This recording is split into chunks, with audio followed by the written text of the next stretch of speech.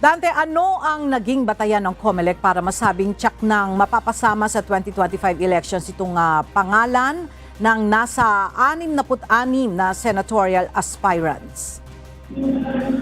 Magandang tanghali o magandang umaga, Ella. No? Matapos yung COC filing noong nakaraang October 8, sinabi ni Commission on Elections o COMELEC Chairman George Erwin Garcia na agad binusisi, Ella, ng kanilang Law Department ang inihaing Certificates of Candidacy o COCs ng mga tumakbong senador. At batay, Ella, sa inisyal na pagsusuri, nasa 66 na nga ng mga senatorial aspirants ang tiyak na anyang mapasama ang kanilang pangalan bilang mga kandidato. Inaasahan anya na sa susunod na linggo ay maisusumite na sa kanila o sa COMELEC Bank ang listahan ng pangalan ng mga ito.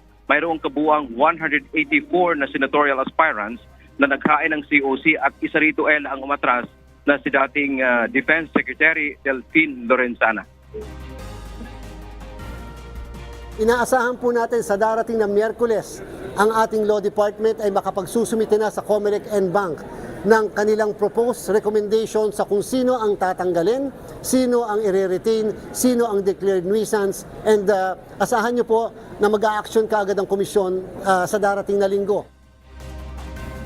Ella, dagdag pa ni Garcia, ang iba sa mga hindi nasama dito sa 66 aspirants ay maaaring ang ideklarang nuisance.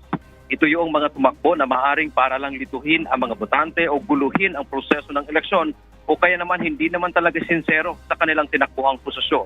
Sa susunod na buwan o sa Nobyembre, target ng COMELEC na lahat ng nuisance cases ay re-resolbahin ng COMELEC para hindi na sila maisama yung kanilang mga pangalan sa iimprentang balota. Yan ang ating update mula dito sa Makati.